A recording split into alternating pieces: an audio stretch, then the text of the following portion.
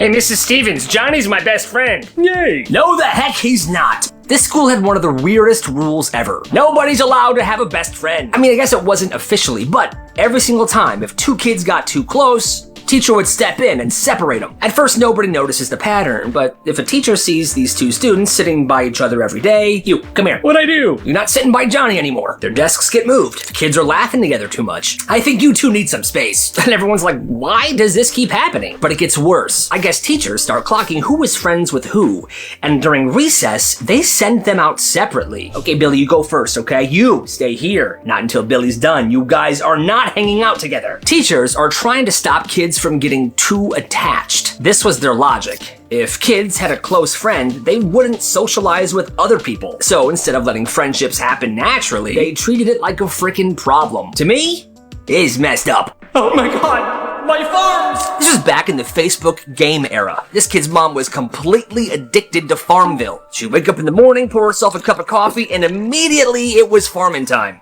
Harvest, harvest, harvest, plant. My farm is looking great. This mom was also kind of a helicopter parent, so she would monitor her kids' activity online as well, which meant she had her kids' Facebook passwords. But more than monitoring their activity, she was also playing Farmville on their accounts. Basically a whole digital farming empire. All of my farms are doing amazing. She took it way too seriously. I'm not sure if any of you remember this or your parents, but Farmville meant business back in the day. One day, the kids get grounded for some bogus reason, and the son, he's mad. I'm mad! He wants payback, so he's sitting in his room and he's thinking to himself, what does she love the most? Her farms. So one night, he logs into his Facebook, and he intentionally sabotages everything in his farm. Then he goes on the family computer. His mom's already logged in. He goes to her precious farm and completely sabotages everything there as well. Selling, deleting, harvesting too early. The next morning, he hears it. He's still in his bed. From downstairs, he hears the yelling. What happened to my farm? What happened to all my farms? Panic and fast-clicking mouse noises filled the air. She spends the whole day absolutely furious, talking about hackers, emailing Facebook. She never put two and two together that her son probably did this, but he knew, and it made him so happy. That's what you get, Mom. Yo, something stinks. This one guy shared the story. It's the middle of the night. The dad's asleep in his room, and somehow his twin toddlers, both 2 years old, escape their room and go down to the kitchen. They drag a chair across the floor, and they climb on it. They open a drawer they definitely shouldn't be opening, and they pull out a cheese grater. Then they go to the fridge and pull out a block of cheese, Parmesan cheese. So now, these two toddlers are sitting on the floor with a cheese grater and a block of Parmesan cheese. And all you can hear is just the sound of grating cheese. The shavings are falling on the floor. They're picking it up. Now, this house had heating vents on the floor. Well, this toddler took all of this cheese, lifted up the heating vent, and they started feeding cheese down the vent. They then go back to their room. Well, morning hits, the dad wakes up. What is that smell? Now, this is the middle of winter, so the heat was on. The entire house smells like hot feet. He starts checking everything. He opens the fridge, the oven, he's mopping the floors. The smell won't go away, but his toddlers are being suspicious. What did you two do? Milk. Now, this family is one of those families that had cameras inside the house. So he decided he's gonna check the cameras, and he sees everything happen. What in God's name? So he gets to cleaning. He does as best as he can, but that smell never really went away. But more than the smell, this dad was concerned, because how did his 2-year-old twins get out of their room, go to the kitchen, get a cheese grater, grate Parmesan cheese, and put it into the heating vents? Those two are menaces. This kid pulled a prank that caused the school so much trouble, and nobody ever found out it was him. It starts with him at a dollar store. He finds these bottles of concentrated bubble bath soap. This looks fun. Like a tiny amount of this stuff would make a ton of foam. This gives me an idea. So he buys a bunch of them, fills his entire gym bag. Now, this kid knows the school's layout. He knows where all the cameras are. He knows where their cameras aren't. So one weekend, he sneaks inside the building. We're in. He makes it secretly all the way to the pool. The school pool. Looks around, it's empty. Obviously, it's like 10 p.m. on a Saturday. He unzips his bag and he just starts dumping this bubble bath soap into the pool. Bottle after bottle. Then he just leaves. He doesn't stick around. Didn't even wait to see what happened. Well, flash forward to Monday. he gets to school, and there's literally foam everywhere, bursting through doors, filling the hallways. The entire pool room has foam up to the ceiling. Yo. The principal's freaking out. Cancel school! This is an emergency! The kids are laughing. The entire school is talking about this. But here's the thing that this kid did not think about. That foam doesn't just sit there. It gets into the filtration system, into the tubes, the pipes. The entire pool had to be shut down for weeks. It had to be drained, rinsed, and drained like 4 times to make sure all the soap was gone. The biggest problem is that school was known for its water sports, so the polo team and the swim team had to change their entire schedules and share pools with different schools. And the craziest part, this kid didn't even tell anybody. The situation was so bad he couldn't even brag about it to his friends, so he just stayed silent. Until now. Yo, Evan, can you do my homework for me? Yeah, 2 Kit Kat bars and you got a deal.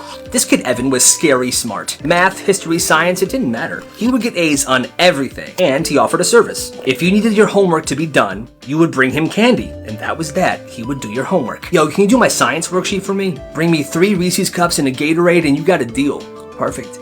And Evan didn't just do the homework, he did the homework perfectly. Better than anyone could have done themselves. And word spread fast. By the end of the month, Evan had a stash of candy and drinks in a huge duffel bag that he kept under his bed. Snickers, Reese's, Airheads, Skittles, Gatorades, Monsters. Like, he had everything. It was way too much for just him to eat. So, he got another frickin' idea. You guys, this is how it works. You gotta follow these ideas, people. Anyway, at lunch, he starts selling the candy that he was given for doing kids' homework. And the price would depend on what candy he was selling. Like Reese's were more money, maybe like $2. Snickers were like $1. Gatorades were $1.50. He had a whole menu and he had them all priced out. And remember, this is pure profit. He didn't pay for this candy. Bro, why is Evan always eating Chick-fil-A for lunch now? Oh, it's because his business blew up. He's running both the candy and the homework market. He's killing it. Hey, what's up, Evan? What's up, buddy? Meanwhile, teachers started to get kind of suspicious, I guess. Not because of the candy or anything, but because all the kids in their class were like getting A's on every assignment now. Even the kids that were horrible at the subject. So many A's lately. Maybe I'm doing a good job. Or maybe Evan is just one hell of a businessman. Evan stayed clean. You know, he never got caught. And before you all say, well, if he didn't get caught, how do you know about this? Well, because he told me himself. And by the end of the year, he made over $700 from selling candy that he didn't even pay for.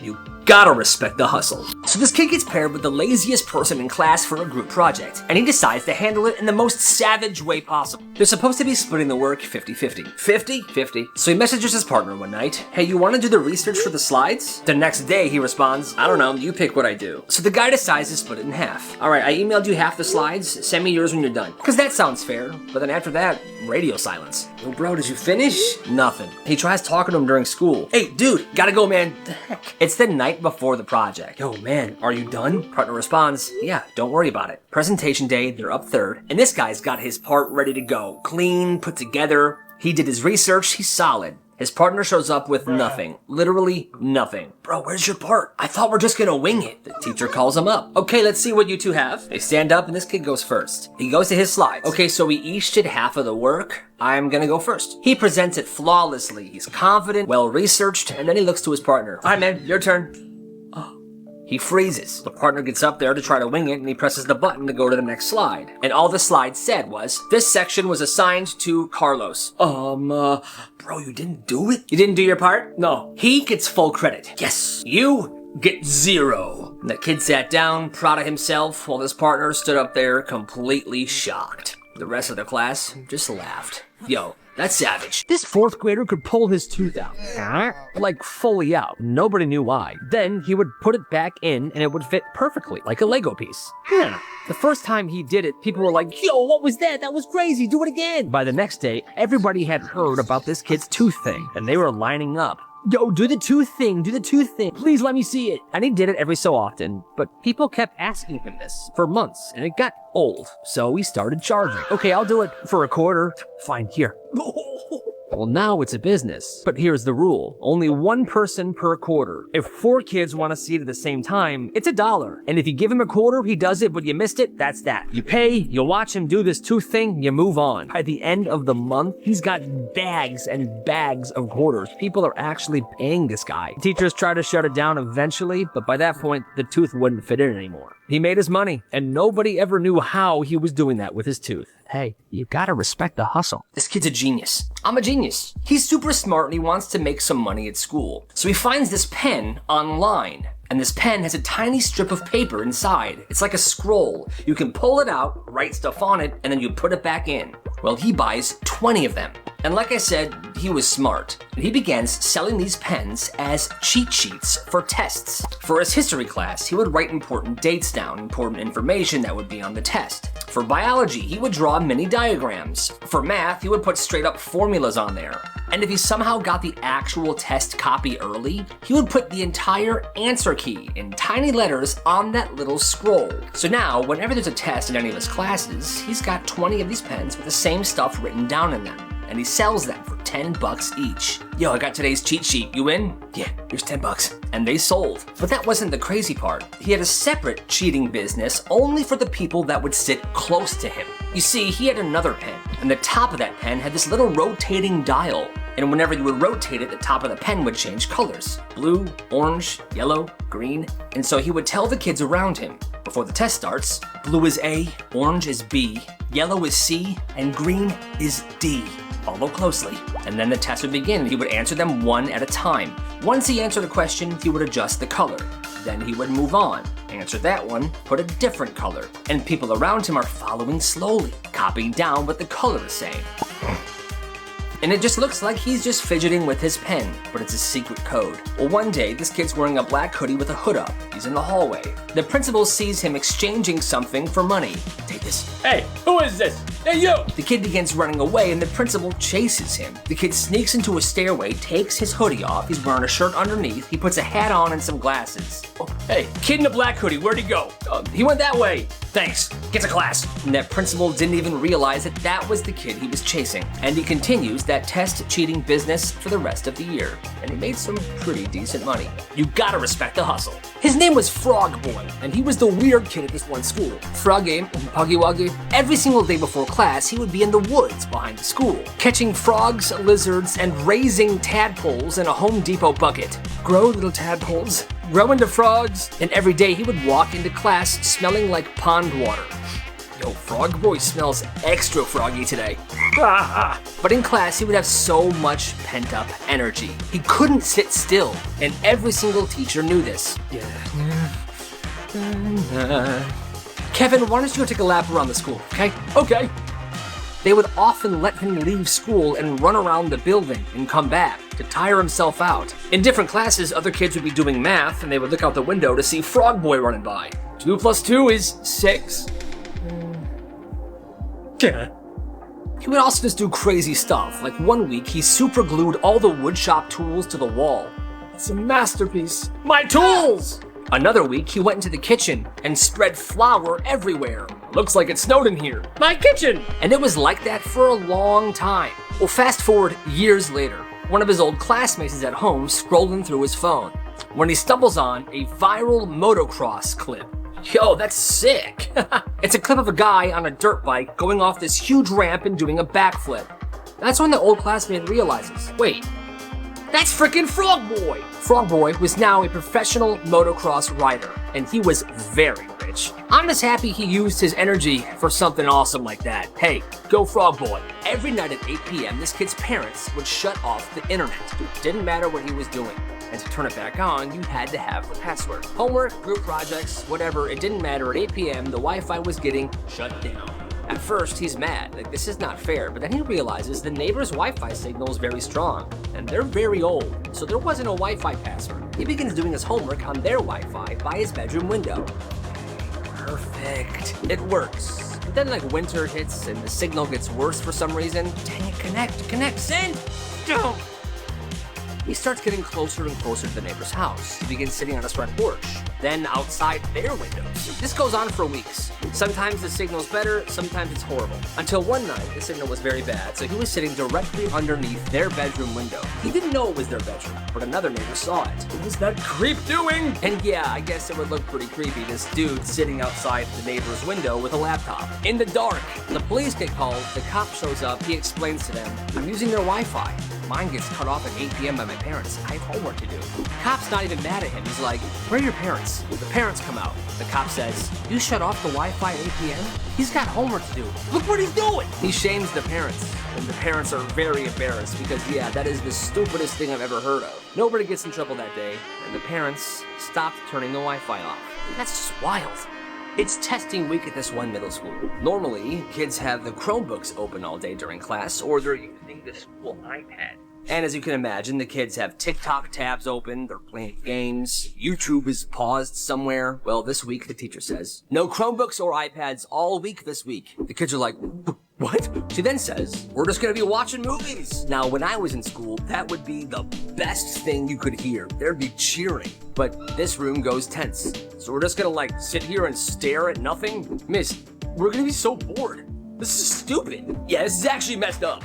They then start calling the teacher horrible names. You're a frickin' loser, idiot. Piece of crap. Yeah, I hope you die. It escalates and escalates. One kid flips a desk. Enough! The teacher then grabs the school police liaison. He comes in and shuts this entire debauchery down. Every student in that class gets into big trouble because what the heck is the matter with them? Are kids really that obsessed with the screens these days? Maybe I'm old. Like I said, all I know, movie days when I was in school. This school had a zero tolerance rule, and it sounded fair until kids realized what that actually meant. If a fight happened, everybody involved would get the same punishment. Didn't matter who started it, didn't matter who swung first. If you were involved, it was all the same. And on paper, it was supposed to stop the bullying. In reality, it did the opposite. The bullies figured it out fast. They'd corner somebody, shove them, taunt them, and then they would say the same thing. Go ahead, hit me, loser. You're getting in trouble regardless.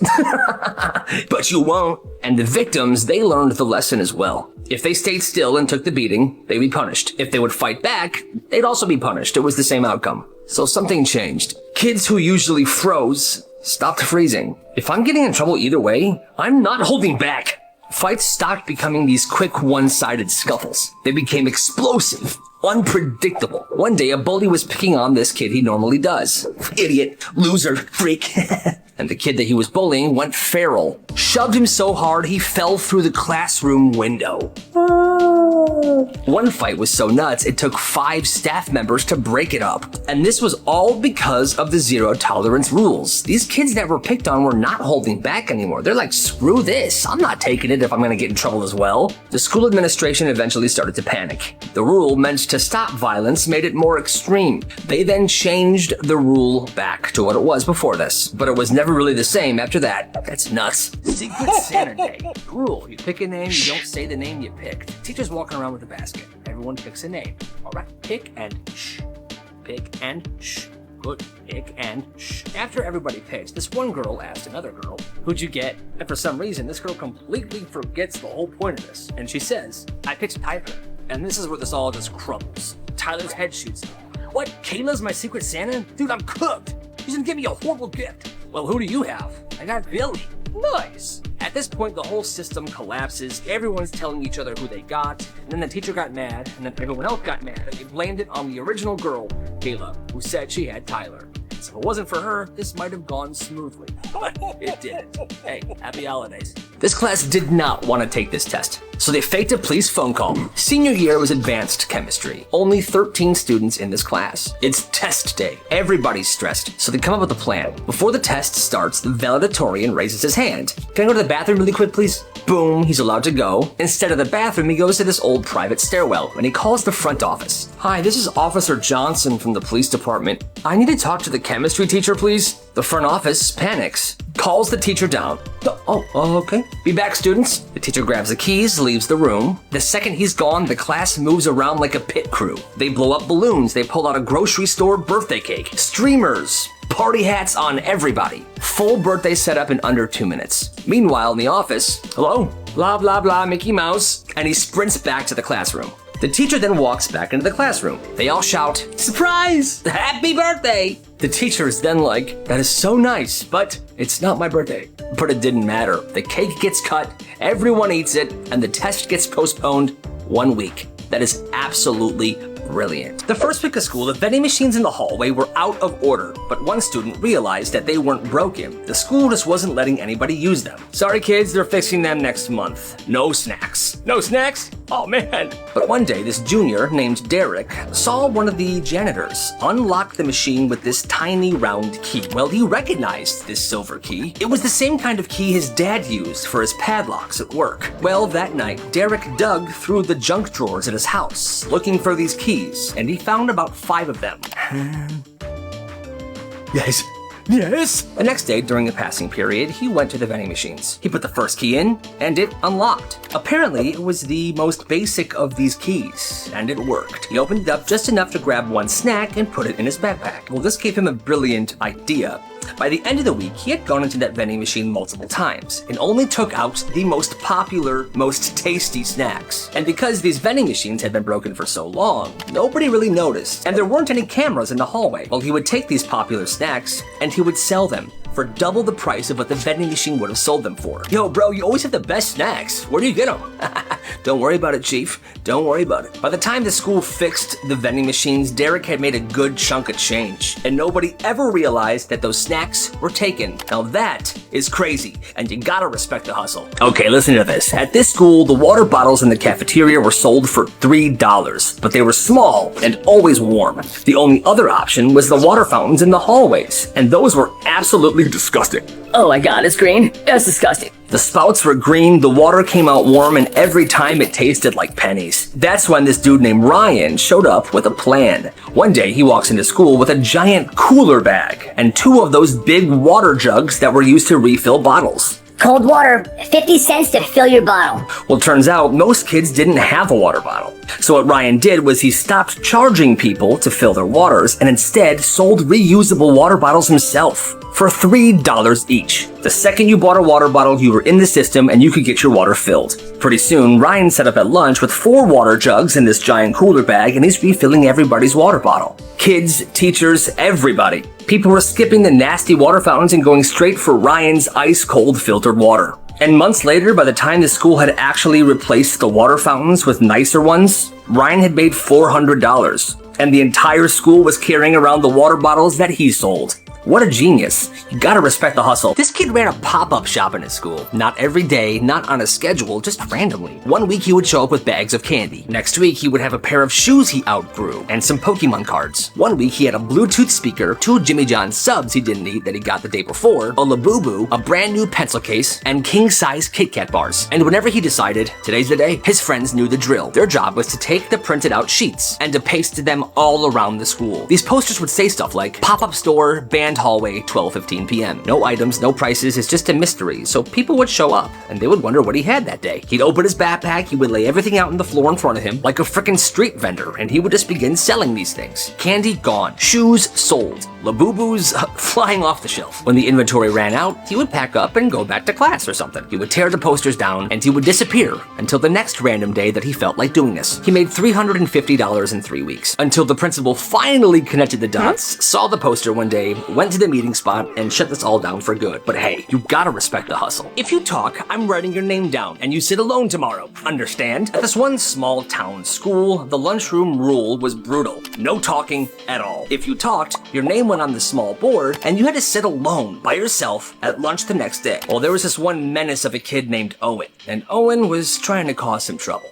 Watch this. He decided to drop a bunch of money in front of this one kid sitting down eating his lunch. The kid goes, "Oh, hey, is this yours?" Name on the board, alone tomorrow. This kid's a menace. He never says a word, but every single lunch period, he's trying to trap kids into talking. And people are falling into this trap. He's flicking food at people, accidentally bumping trays onto the ground, straight up kicking kids in the shin.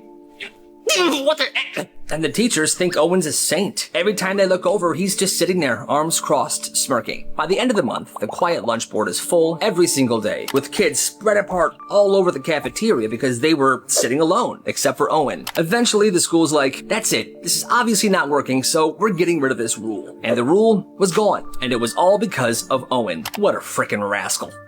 So this girl takes her boyfriend out for his 23rd birthday. Small Italian place, no reservations, just first come, first serve for the tables. Well, these two wait 30 minutes, and they're finally taken to a table. They order some drinks, they're settling in, they're having a very nice time. Then this family walks in. Mom, dad, 2 kids. The hostess tells them, it's gonna be 30 minutes.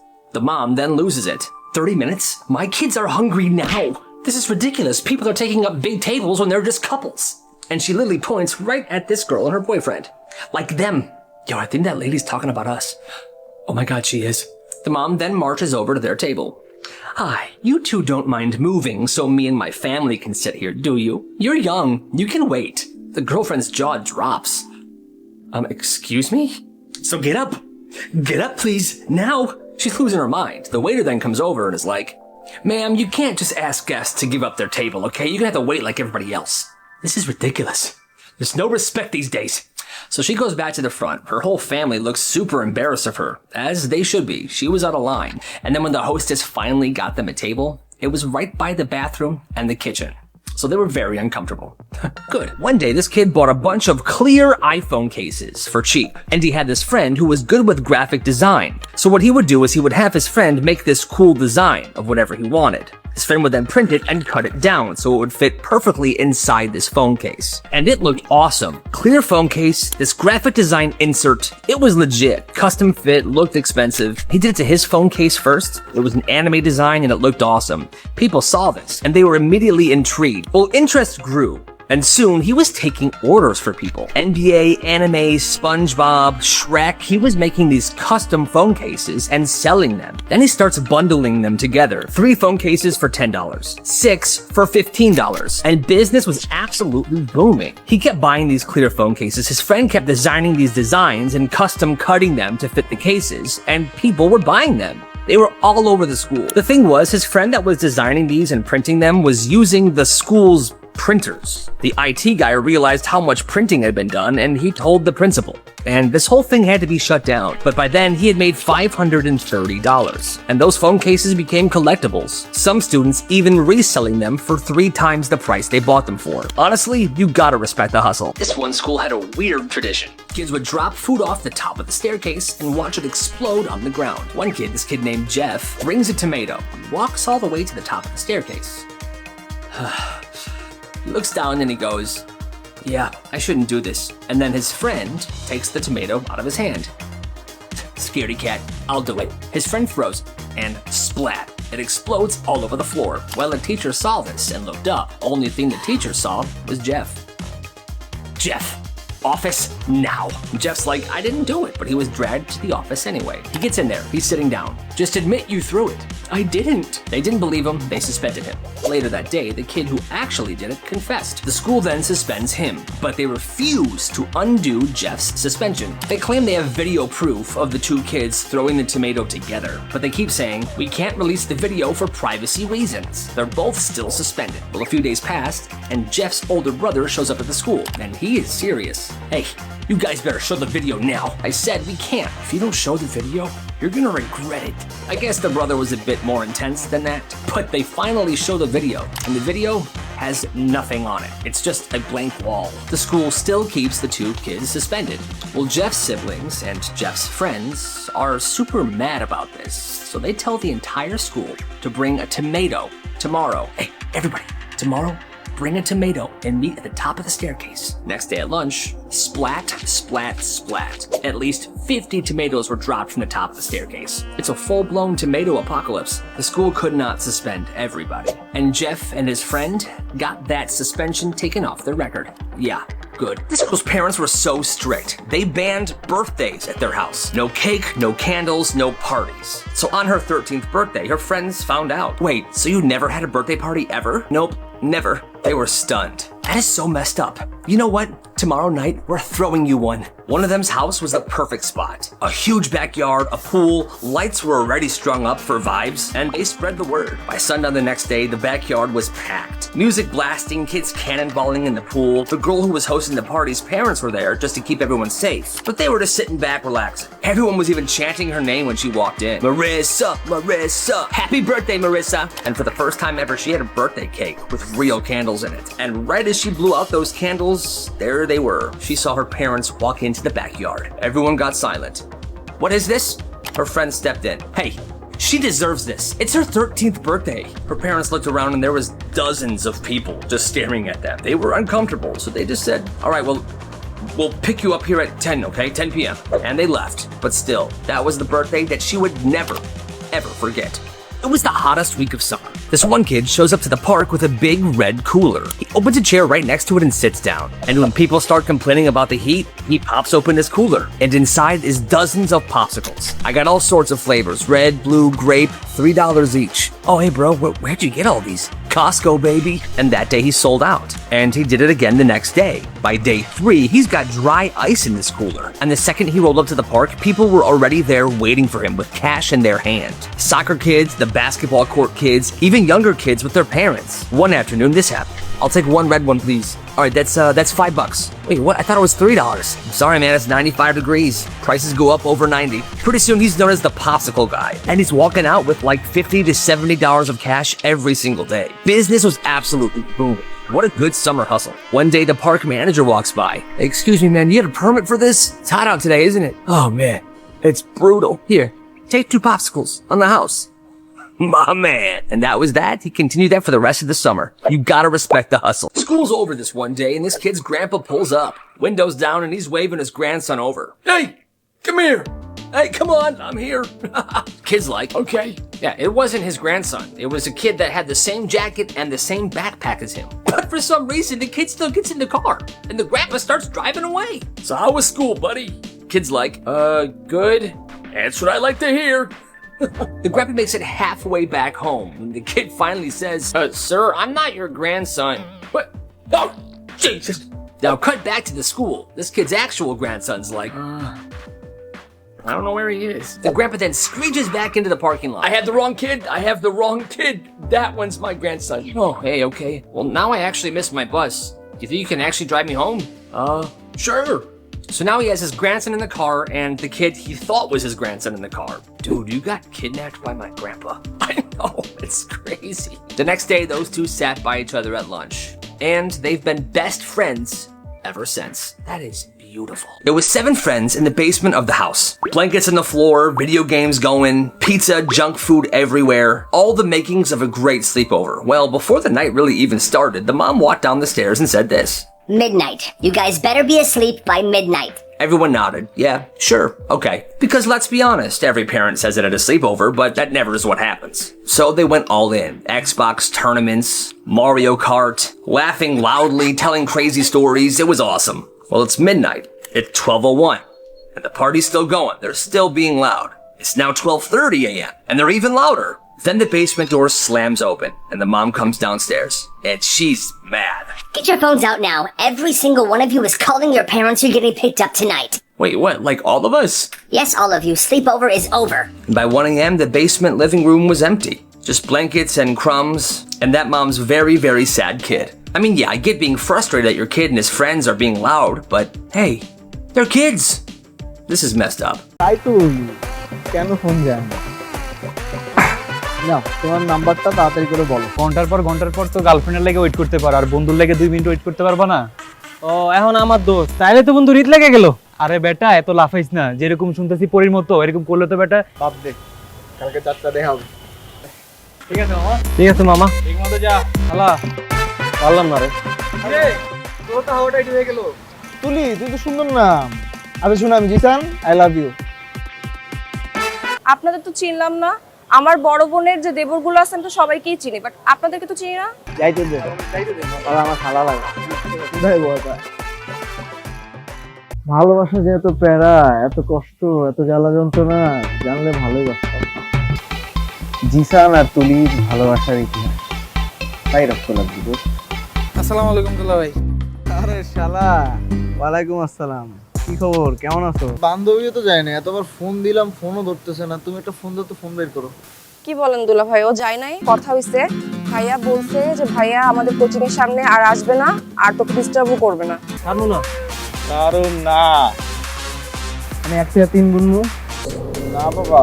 প্রেম হইলেই হবে, প্রেম হইলে এমনি distance হবে বাবা, আমার খালি ওরে দরকার।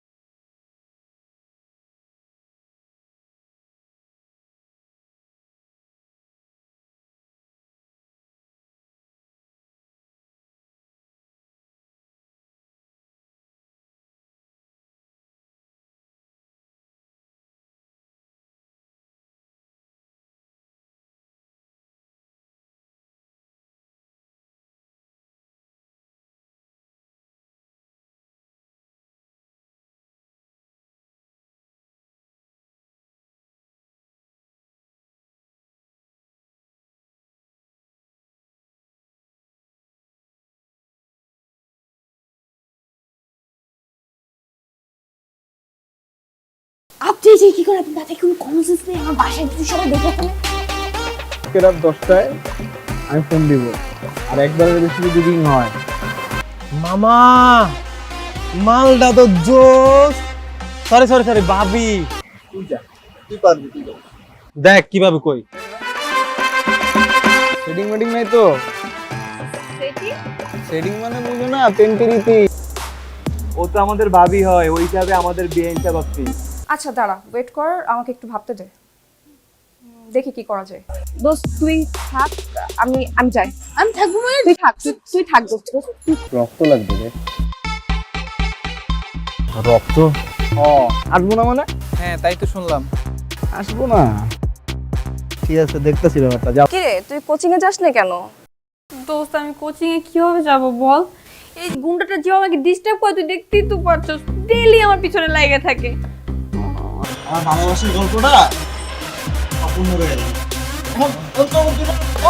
গলবে, পাখির মন গলবে, এমন মন্ত্র দেব। এভাবে রাস্তাঘাটে একটা মেয়েকে উত্তক্ত করে আর নিজের গায়ে রক্ত দিয়ে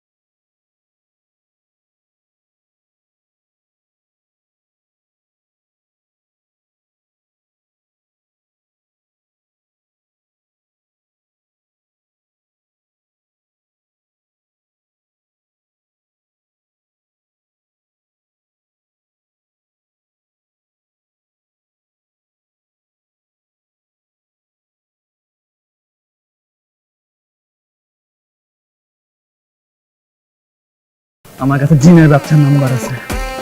জিনের বাচ্চা করতে চাস নাকি ইটিস পিটিস করতে চাস? বদতমিজ। হ্যালো বন্ধু, আমার রোদে দিছস? এই তো দিছি তো। ঠিক মতো রোদে দিছস? কি শুনতে চান? আমি আপনাকে ভালোবাসি? ভালোবাসা যে এত প্যারা, এত কষ্ট, এত জ্বালা যন্ত্রণা জানলে ভালোই বাসতাম। জিসান আর তুলির ভালোবাসার ইতিহাস তাই রক্ত লাগবে দোস্ত। আসসালামু আলাইকুম দুলা ভাই। আরে শালা, ওয়ালাইকুম আসসালাম। কি খবর, কেমন আছো? গলায় দড়ি লাগাই দিছে ভাবি। গলায় দড়ি দিছি মানে গলায় গলায় গলায় কেন রেখেছেন আমাকে? কি হয়েছে বলতো? আর বলিস না, তোরে যে বুকিং দিছে সে তো এখন আমার পিছনে লাগছে। জিসান আমার দরজা লাগাই দিছে। কি রে, কই যায়? কই যা?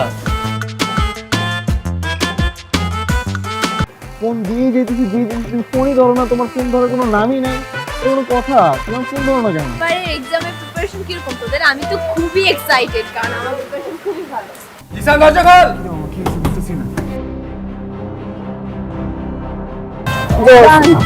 যা।